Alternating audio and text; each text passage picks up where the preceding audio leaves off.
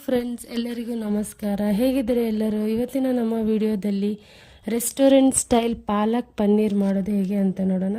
ಇದಂತೂ ತುಂಬಾ ಟೇಸ್ಟಿಯಾಗಿರುತ್ತೆ. ಮೊದಲಿಗೆ ನಾವು ಇದಕ್ಕೆ ಒಂದು ಬೌಲ್ ತೊಗೊಂಡಿದ್ದೀನಿ. ಅದಕ್ಕೆ ನಾನು ಸ್ವಲ್ಪ ನೀರು, ಒಂದು ಅರ್ಧ ಗ್ಲಾಸಷ್ಟು ನೀರು ಹಾಕಿ ಅದಕ್ಕೆ ಪಾಲಕ್ನ ಚೆನ್ನಾಗಿ ತೊಳ್ಕೊಂಡು, 2 ದೊಡ್ಡ ಕಟ್ಟು ಪಾಲಕ್ನ ಚೆನ್ನಾಗಿ ವಾಶ್ ಮಾಡಿಕೊಂಡು ಅದನ್ನು ಒಂದು 5 ನಿಮಿಷಗಳ ಕಾಲ ಬೇಯಕ್ಕೆ ಬಿಡೋಣ.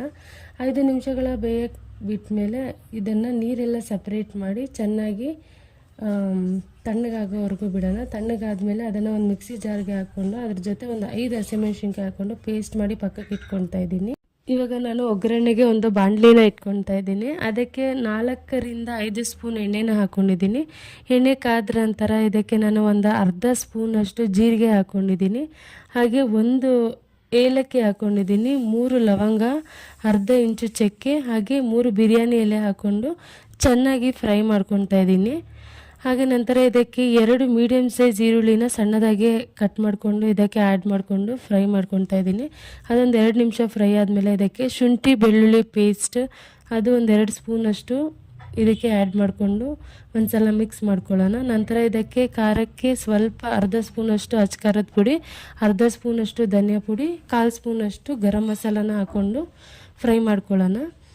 ಫ್ರೈ ಮಾಡ್ಕೊಂಡು ನಂತರ ಇದಕ್ಕೆ 2 ಮೀಡಿಯಮ್ ಸೈಜ್ ನಾಟಿ ಟೊಮೊಟೊನ ಪೇಸ್ಟ್ ಮಾಡಿ ಇದಕ್ಕೆ ಆ್ಯಡ್ ಮಾಡ್ಕೊತಾ ಇದ್ದೀನಿ. ಆ್ಯಡ್ ಮಾಡಿಕೊಂಡು ಎಣ್ಣೆಲಿ ಒಂದು ಸ್ವಲ್ಪ 5 ನಿಮಿಷಗಳ ಕಾಲ ಫ್ರೈ ಆದಮೇಲೆ ಅರಿಶಿನ ಪುಡಿ ಸ್ವಲ್ಪ 1/4 ಟೀ ಸ್ಪೂನಷ್ಟು, ಹಾಗೆ ರುಚಿಗೆ ತಕ್ಕಷ್ಟು ಉಪ್ಪು ಇದನ್ನು ಕೂಡ ಹಾಕ್ಕೊಂಡು ಒಂದು ಸಲ ಮಿಕ್ಸ್ ಮಾಡ್ಕೊತಾ ಇದ್ದೀನಿ. ಮಿಕ್ಸ್ ಮಾಡಿಕೊಂಡು ಎಲ್ಲ ಮೀಡಿಯಮ್ ಫ್ಲೇಮಲ್ಲೇ ಮಾಡ್ಕೊಳ್ಳಿ. ನಂತರ ಇದಕ್ಕೆ ನಾನು ಏನು ರುಬ್ಬಿಟ್ಕೊಂಡಿದ್ದೀನಲ್ಲ ಪಾಲಕು ಮತ್ತು ಹಸಿಮೆಣಸಿನ್ಕಾಯಿ ಪೇಸ್ಟ್ ಅದನ್ನು ಇದಕ್ಕೆ ಹಾಕ್ಕೊಂಡು ಚೆನ್ನಾಗಿ ಮಿಕ್ಸ್ ಮಾಡ್ಕೊಳ್ಳೋಣ. ಮಿಕ್ಸ್ ಮಾಡಿಕೊಂಡು ಲೋ ಫ್ಲೇಮಲ್ಲೇ ಒಂದು 5 ನಿಮಿಷಗಳ ಕಾಲ ಬೇಯಿಸೋಕ್ಕೆ ಬಿಡೋಣ. ಇದನ್ನು ಅದು 5 ನಿಮಿಷಗಳ ಕಾಲ ಲಿಡ್ ಕ್ಲೋಸ್ ಮಾಡಿ ಬೆಂದ ನಂತರ ನಾವು ಪಾಲಕ್ ಬೇಯಿಸಿಕೊಂಡಿದ್ದೀವಲ್ಲ ನೀರು, ಅದನ್ನು ಕೂಡ ನೋಡ್ಕೊಂಡು ಆ್ಯಡ್ ಮಾಡ್ಕೊಳ್ಳಿ. ತುಂಬ ನೀರು ಹಾಕ್ಬಿಟ್ರೆ ಗ್ರೇವಿ ಥರ ಬರಲ್ಲ, ಮೀಡಿಯಮ್ ಆಗಿರಲಿ. ನಾನಿಲ್ಲಿ ಒಂದು ಅರ್ಧ ಲೋಟ ಅಷ್ಟು ನಾನು ಹಾಕ್ಕೊಂಡಿದ್ದೀನಿ. ನೀರನ್ನ ಹಾಕ್ಕೊಂಡು ಚೆನ್ನಾಗಿ ಮಿಕ್ಸ್ ಮಾಡಿಕೊಂಡು ಇದಕ್ಕೆ ನಾನು 2 ಸ್ಪೂನ್ ಗೋಡಂಬಿನ ಇದಕ್ಕೆ ಪೇಸ್ಟ್ ಮಾಡಿ ಇದಕ್ಕೆ ಆ್ಯಡ್ ಮಾಡ್ಕೊತಾ ಇದ್ದೀನಿ. ಇದು ಹಾಕಿದರೆ ಒಳ್ಳೆ ಟೆಕ್ಸ್ಚರ್ ಮತ್ತು ಟೇಸ್ಟ್ ತುಂಬಾ ಚೆನ್ನಾಗಿರುತ್ತೆ ಫ್ರೆಂಡ್ಸ್.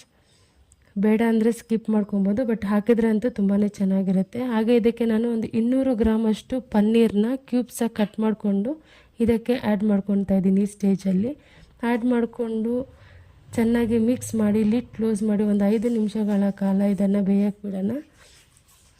5 ನಿಮಿಷ ಆದಮೇಲೆ ಲಿಡ್ ಓಪನ್ ಮಾಡ್ತಾಯಿದ್ದೀನಿ.